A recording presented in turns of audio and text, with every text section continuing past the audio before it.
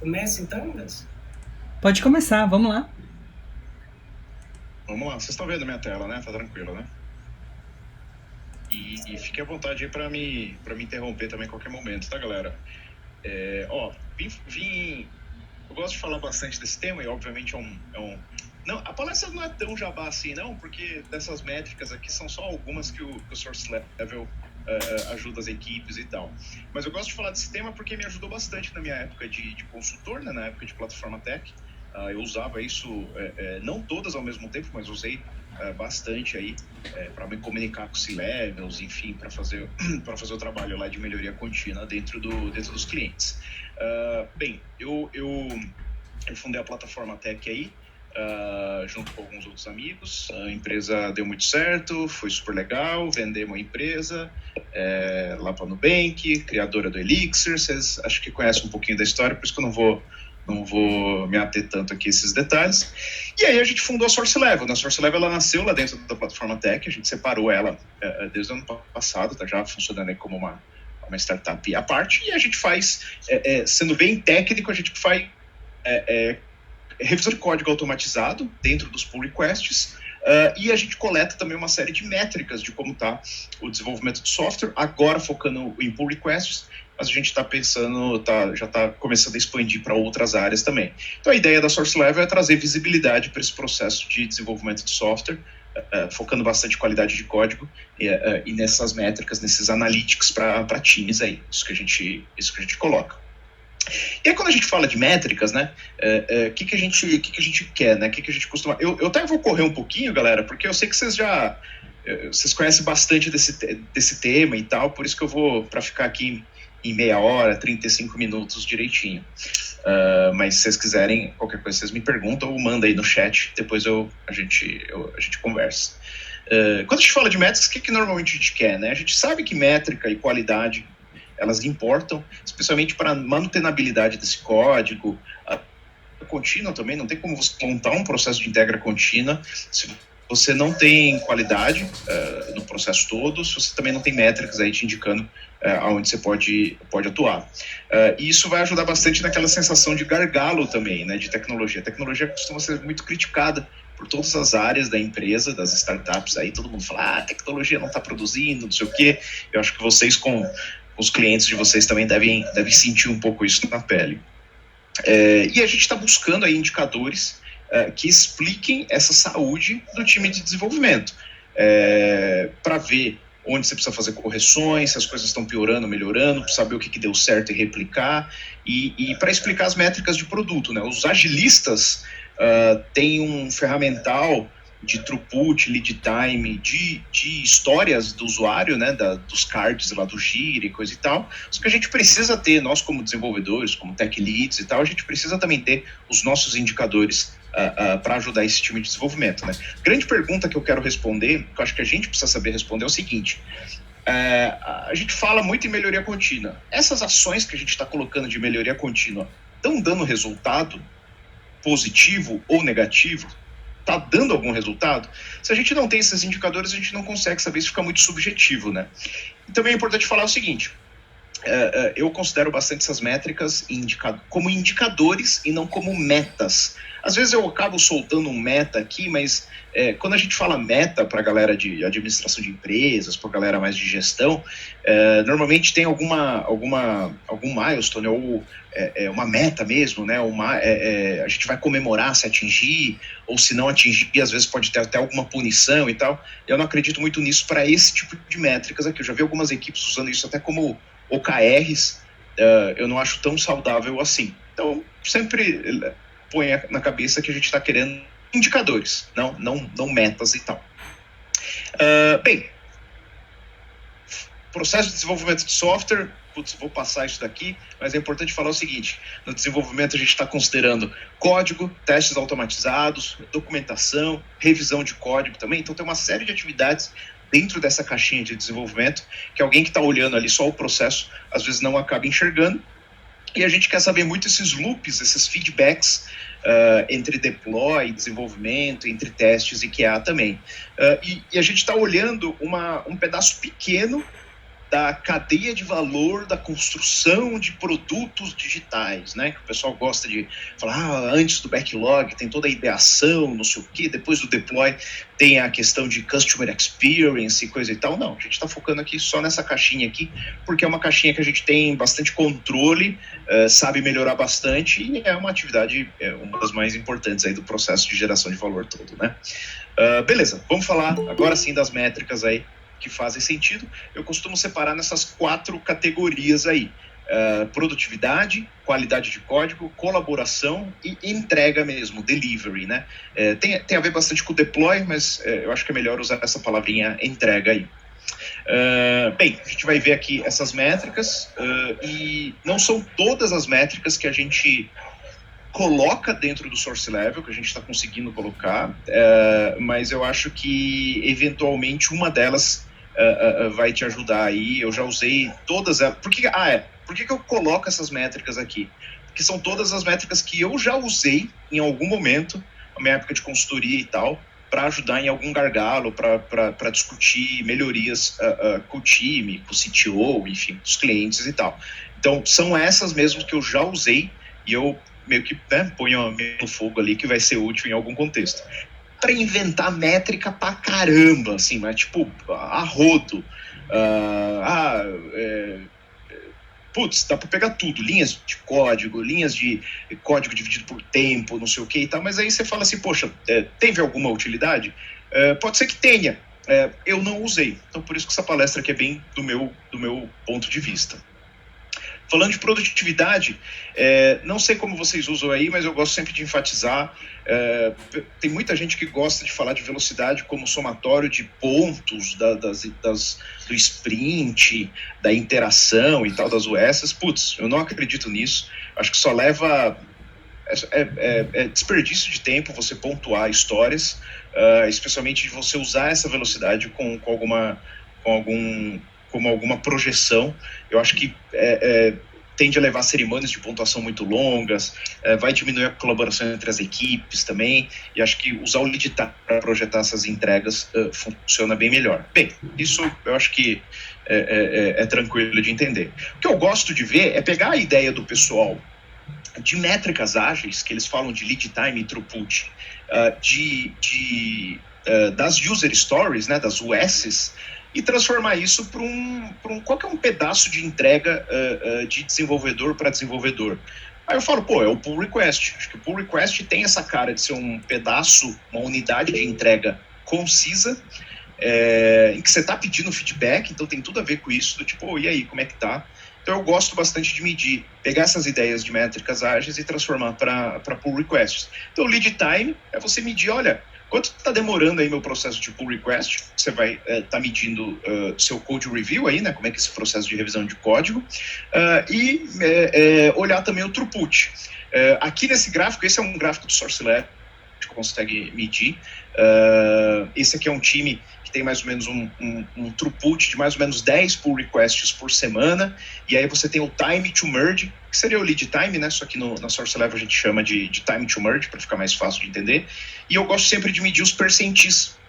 Então eu gosto, por exemplo, de medir o percentil 75 e falar assim, eu tenho uma regrinha, eu falei, nosso percentil 75, eu gosto de falar que tem que ser menor de 3 dias. O que isso significa? 75% dos pull requests mergeados naquela semana tem que ser mergeados em menos de 3 dias.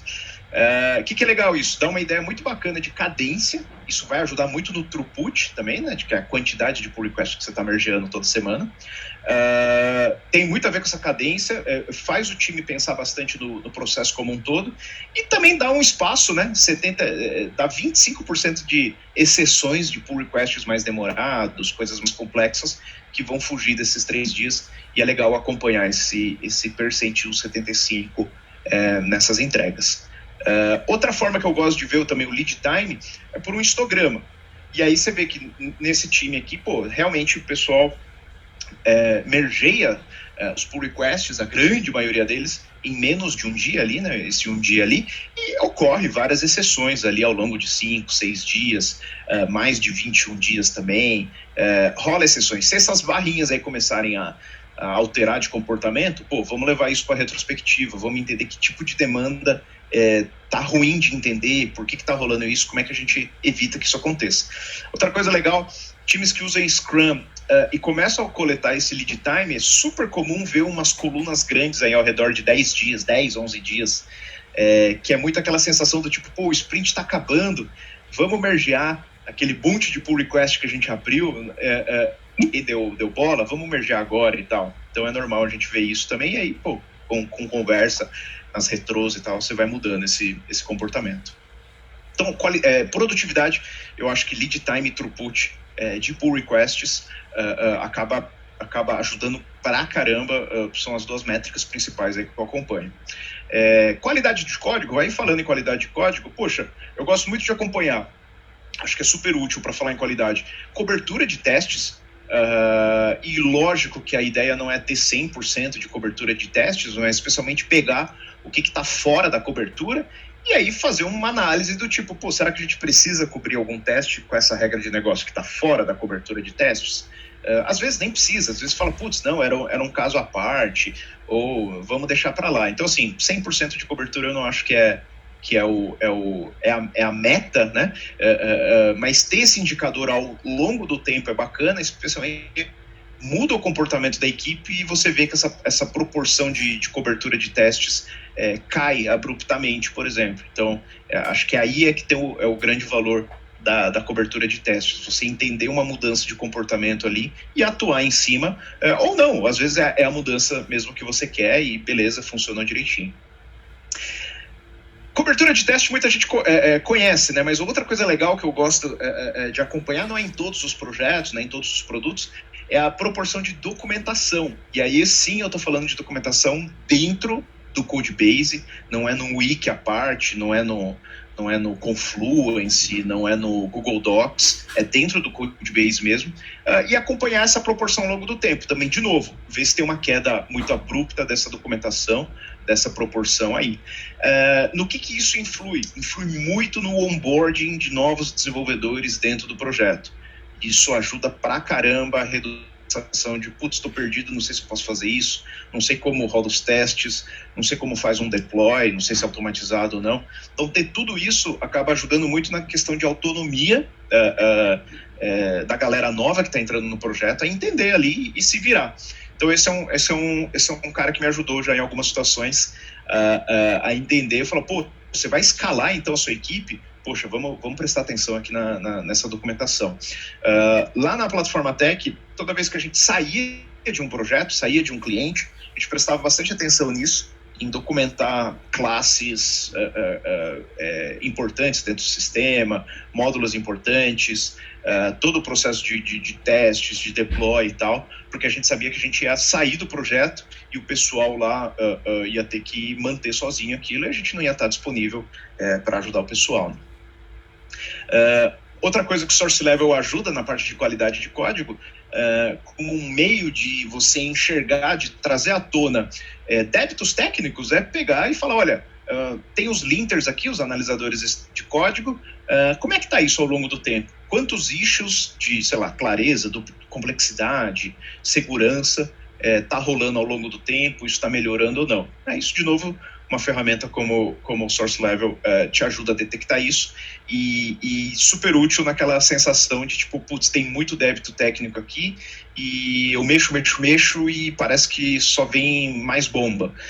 E aí, às vezes, não, você consegue pelo menos ter uma visão aqui que você está melhorando aos poucos, mas está melhorando o Codebase, isso dá uma sensação de paz interior muito, muito importante aí dentro dos projetos. Aqui ajuda pra caramba nesse sentimento aí de entrega, né, individual que a gente tem. E aí, Source Level, a gente também, obviamente, reporta aí todos os issues que a gente detectou dentro do teu Codebase. Colaboração, a gente falou de produtividade, qualidade de código, não dá para fazer nada disso sem ter essa ideia de colaboração. Ninguém aqui tá aqui para trabalhar sozinho dentro de um Codebase, é sempre em grupo, sempre várias equipes, squad, seja lá o que você fala, né?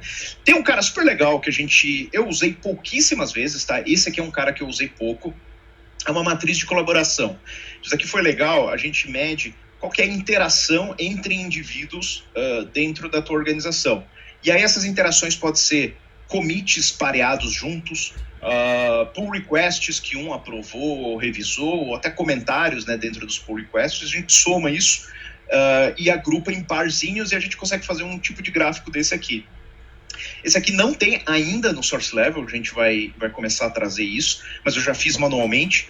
E o que é legal? Você consegue entender o comportamento da equipe naquela faixa de tempo aqui. Acho que aqui, se não me engano, é uma faixa de tempo de 3 meses. E aí você começa a ver coisas interessantes. Você fala assim, olha, dá para perceber aqui que a gente tem aqui 4 equipes, 4 squads, com pouca interação entre os squads, e às vezes tudo bem, às vezes é isso que você quer mesmo, ou às vezes você quer falar, poxa, o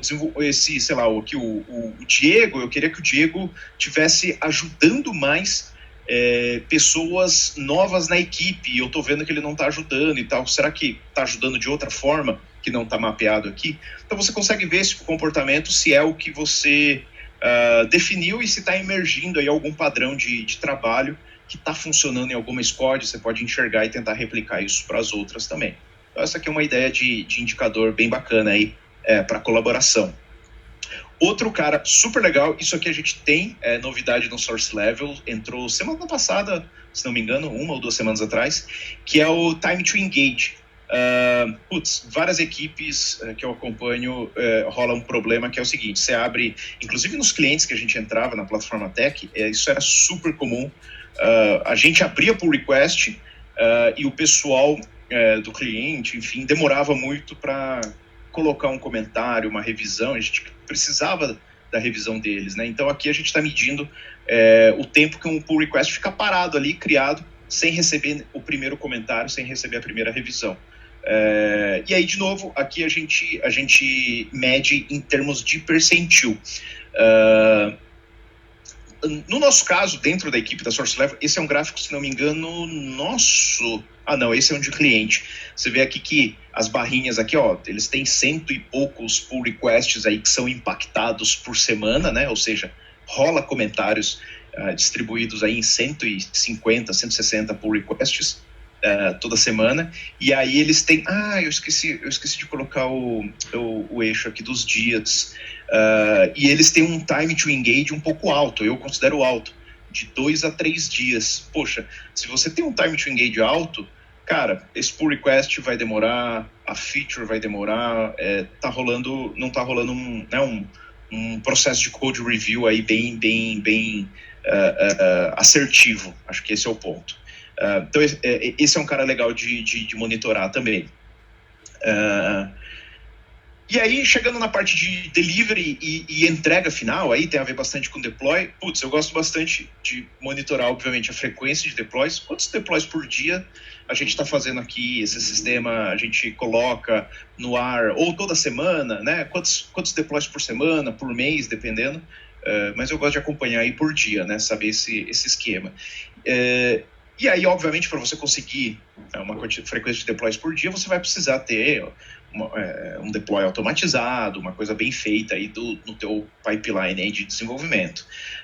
Uma coisa bacana que tem num livro chamado Accelerate, que eu deixo o link no final depois, eles pegaram empresas que performam bastante, performam médio, performam pouco, e eles viram qual que era a frequência de deploy dividido pelo número de desenvolvedores. Conforme, e foram vendo, acompanhando as empresas conforme elas aumentavam e tal, pegando empresas de tamanhos diferentes. E aí eles viram um negócio muito louco, que é o seguinte, quando você adiciona mais desenvolvedores nessas empresas que sabem performar bem, a frequência de deploy dividido a frequência de deploy acaba explodindo, aumentando muito mais. E às vezes não é muito intuitivo isso, né? Você fala assim, não, se eu coloco mais desenvolvedores, faz sentido, eu tenho mais deploys, né? Porque tem mais gente codando, então eu vou ter mais deploys. Mas você acha que é uma coisa meio linear, né? Fala, eu tenho 2 vezes mais desenvolvedores, vou ter 2 vezes mais deploys.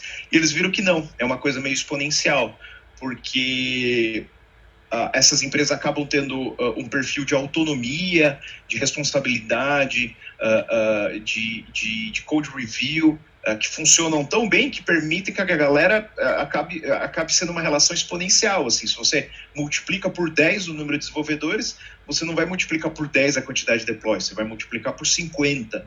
E é um jeito bacana de ver, de entender se você está numa empresa aí high performer ou não. Eu achei interessante esse gráfico, não é tão intuitivo assim de sacar isso, e é um dado interessante que eu achei. Outra coisa que eu gosto bastante de acompanhar, e tem a ver com essa parte toda de automação e tal, é medir o tempo que demora entre a criação do commit, você pode pegar lá a data de criação do commit, até o deploy. Ou seja, quanto tempo demora para o código sair da minha máquina aqui, eu sou desenvolvedor, estou codando uma feature aqui, quanto tempo demora para o código sair da minha máquina e parar na mão do usuário final, né, do cliente final, lá em produção. Essa é uma métrica que eu estou bastante interessado lá dentro do Source Level, acho que vai ajudar bastante a gente, mas a gente ainda não monitora deploys, né? Então a gente está pensando aí quando priorizar isso. E é um lead time também, então é o lead time do processo um pouquinho maior, né? Não é só daquela parte de code review, a gente está pegando um espectro mais amplo aí daquelas caixinhas lá do processo. Isso aqui vai te dar uma ideia, junto com a frequência de deploys, vai te dar uma ideia de, será que eu estou melhorando deploy ou não? Eu já trabalhei, na época da Plataforma Tech, a gente já assessorou bastante empresas grandes aí, né, grandes corporações e tal, e eu lembro que em um caso específico, esse lead time aqui, sem zoeira, era de 2 meses. Era muito louco. Você rodava uma feature, aprovava tudo, tinha todo o processo de aprovação, estava funcionando, só que só ia parar na mão do usuário final depois de 2 meses. Nossa, a gente ficava pé da vida. Você fala, caralho, como pode ficar um negócio tanto tempo demorando e tal? Aí entramos numa área de automatizar um monte de coisa, tinha que mudança de processo, uma burocracia. A gente conseguiu diminuir isso para 1 semana e meia. E aí a gente já ficou super feliz e tal, pelo menos dava para fazer acho que 2 ou 3 deploys por mês, assim, era o que a gente conseguiu melhorar lá naquela época. E aí, junto com isso, uma das coisas que impactavam bastante naquela época, nessa empresa em específico, era porque rolava muito problema de rollback, né? Entrava bug, e aí você tinha que voltar à versão do deploy, putz, se você tem esse problema, nada mais óbvio do que você medir essa taxa aí, né? Quantos rollbacks eu tive que fazer, quantos deploys eu tive, e aí você vai ter uma taxa aí, 80% dos deploys rolaram rollbacks. Porra, tá, é melhor nem fazer deploy, né? É melhor a gente parar tudo, para de escrever código, vamos entender todo o processo aqui, ver onde que a gente pode melhorar, aumentar a qualidade, porque vai estourar esse problema de qualidade, não só qualidade de código, né, mas qualidade do processo inteiro vai estourar aqui nesse rollback. E aí, junto com isso, é sempre interessante ter time to recover. Isso aqui o pessoal de infra, de DevOps, costuma ter bem fácil, se eles já não monitoram, vai colocar. Mas nós, como desenvolvedores, a gente também precisa, eu acho que faz sentido a gente também monitorar, não em todas as situações, né? Às vezes a galera lá já está monitorando bem, mas basicamente é o seguinte, legal, quanto tempo, se eventualmente acontecer uma falha super crítica, quanto tempo a gente demora para voltar o sistema no ar? E aí é o time to recover, e aí você pode exibir a média disso, ou em percentis também, que particularmente eu prefiro e tal, mas para ter essa ideia ao longo do tempo, se você está melhorando isso ou não. Bem, essas são as métricas que eu já usei em vários momentos aí da minha vida. A maioria delas eu usei, a maioria dos casos eu não usei na verdade não, vou voltar. Eu nunca usei todas elas ao mesmo tempo, e acho que é essa aqui a grande dica aqui de como usar. Putz, não precisa começar com todas as métricas, você vai perder o foco, você não vai precisar de tudo isso. O que faz sentido? Tenta entender o desenvolvimento de software como um sistema. Então você tem lá uma taxa de geração de código que viram pull requests, aí você tem uma taxa de geração de code review e tal, você vai ter uma taxa de defeitos que vão gerar incidentes e tudo mais, vai ter uma taxa de deploy, e aí tenta monitorar essas transições problemáticas e escolhe umas 2, 3 métricas que fazem sentido para aquela transição. Então, se você não tem tanto problema com deploy, com rollback, está bem azeitado, poxa, nem precisa monitorar aquela parte de entrega, talvez só para garantir a frequência de deploys, para garantir que está tudo como você acha que está mesmo. Mas não precisa, né, não comece com todas as métricas e nem tem necessidade disso. Bem, recapitular rapidinho, essas são as métricas assim, que eu já usei, que já teve grande valor para mim, nessas 4 categorias aí: produtividade, qualidade de código, colaboração e entrega. E eu vou deixar 2 referências aqui que eu gosto bastante. Um é esse livro aqui do Will Larson, An Elegant Puzzle. Super legal. Ele é um CTO, foi CTO, eu não sei se foi CTO, mas enfim, trabalhou na Stripe, trabalhou no eBay, se não me engano, e agora ele é CTO da Calm.com, aquele aplicativozinho de fazer meditação, de sono, né, tracking de sono também. E ele tem o blog dele, então você nem precisa comprar o livro, se você ler o blog dele tem tudo lá, mas o livro é bem bacana, tá bem coeso. E aí tem esse livro aqui também, o Accelerate, que muita gente conhece já, que ele traz aí ideias. Eles fizeram uma pesquisa super legal, né, mandaram, ao invés deles tirarem da experiência deles, eles foram perguntando para as empresas o que elas fazem e tal, e tentando extrair um jeito de trabalhar que permite uma organização, né, ser super escalável e coisa e tal. Eu não concordo com algumas coisas do Accelerate. Eu acho que tem um viés muito de consultoria da TW, e aí é um outro assunto e tal que a gente pode entrar. Mas, poxa, a pesquisa deles foi super legal, super trabalhosa e tal. Então, com certeza tem valor esse livro, sim. Bem, se você quiser, gostou da ideia aqui do papo e tal, vou fazer um jabá da nossa newsletter. Tá super legal, a gente fala de um monte de temas disso, de gestão, de qualidade de código, de métricas. A gente estava falando uns tempos atrás de OKRs também. Então, fica a dica aí para vocês entrarem aí na nossa newsletter. E a gente também está abrindo um curso aqui focado aqui para Engineering Managers, sobre como usar métricas em equipes.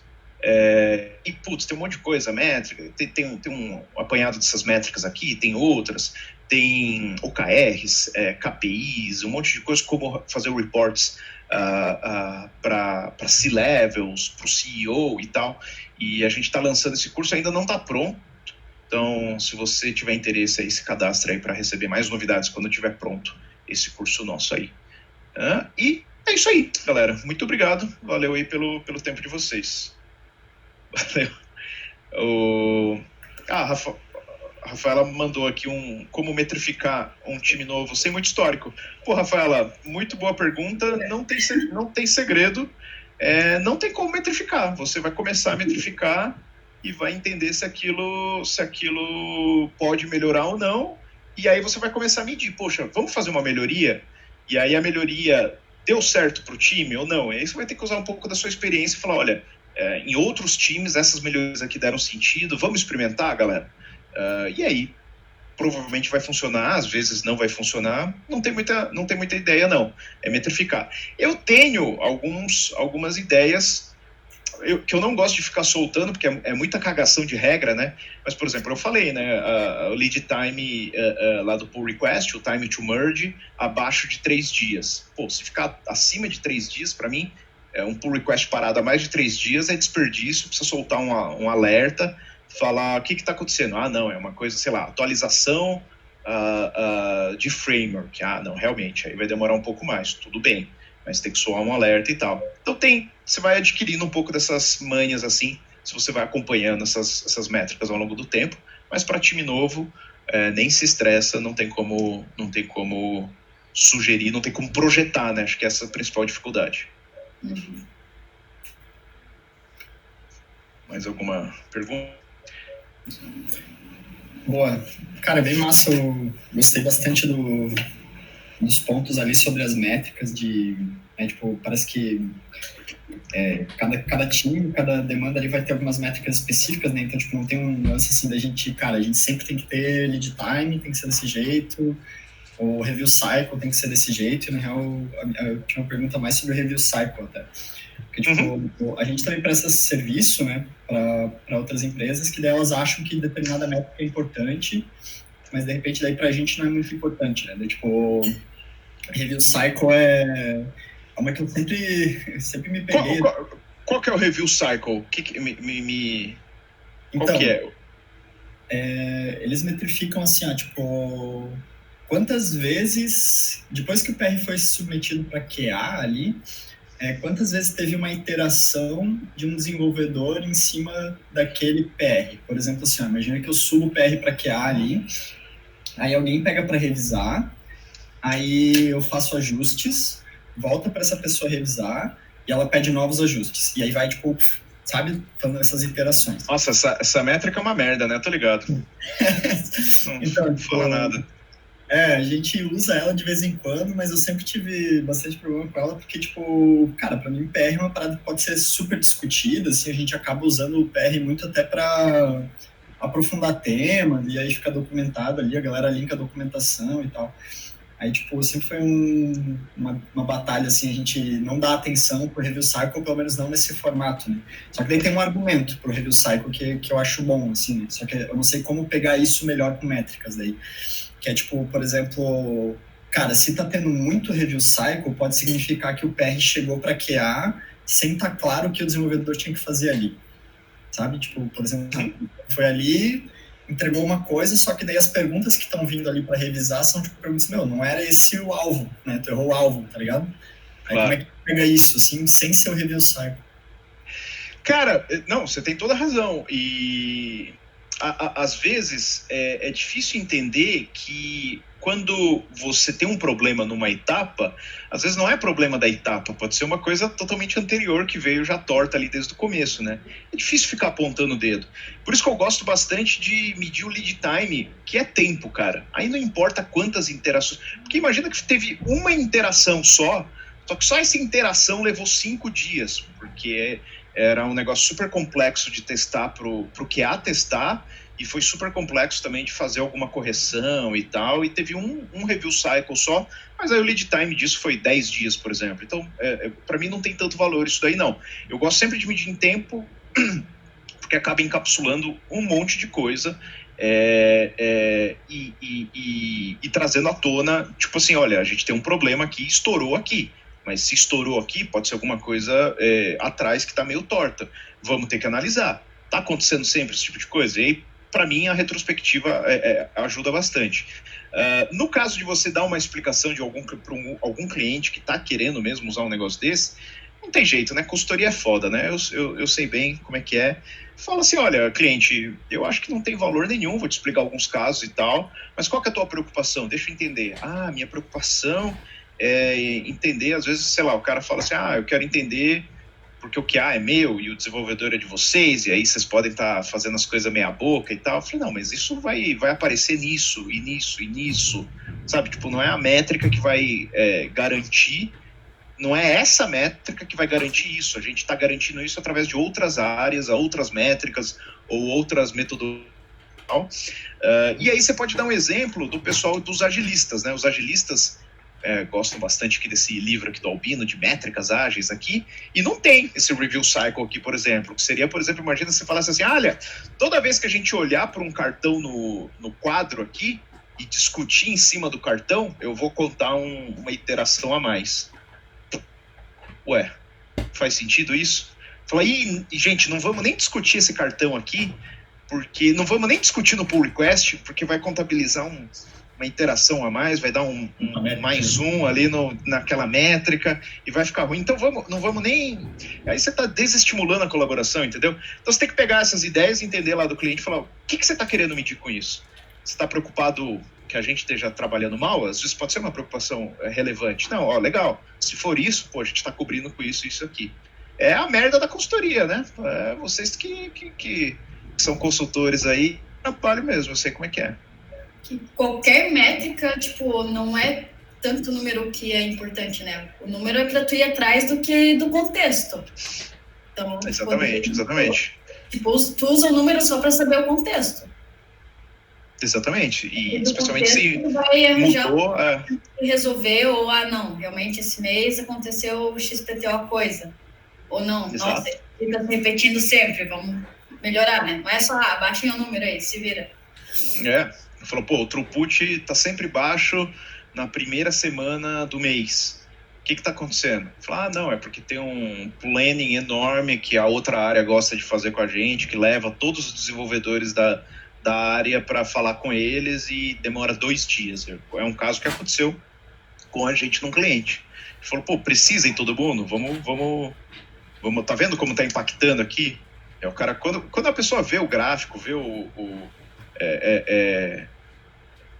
eu sempre usei muito essas métricas, esses gráficos, como argumentação nossa para mudar o comportamento dos clientes, assim. Então, reunião, plannings longos, estimativa de histórias. A gente chegava com esses dados aqui e falava, vamos experimentar, fazer diferente. Se não der certo, a gente volta atrás. E aí dava resultado. Aí falou, pô, legal, então vamos continuar. Aí era batata.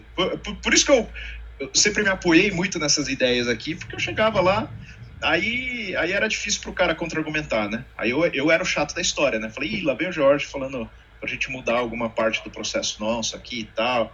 Ele vai chegar com gráfico, chegava lá com os PowerPoints pra mostrar pra galera e tal. E você falava, puta, cara chato pra caramba. Bom, enfim. Galera, então acho que é isso. Vou ficando por aqui. Obrigado aí pelo tempo. Espero que tenha ajudado aí, tenha ajudado alguma coisa aí com vocês. E qualquer problema aí, estou à disposição. Quiser testar o Source Level aí, também estamos à disposição aí para vocês. Tô até com a blusinha do Source Level aqui. Olha só. Preciso fazer mais essa blusinha, Ju. Então. Aceito mais uma aqui. Agora a pandemia acabou refletindo na blusa. Preciso mais. Mas até. Enfim. A pandemia... Obrigado, viu, Jorge? Não, imagina. Maravilha. Obrigado, gente. Obrigado, tchau para vocês. Valeu. Tchau.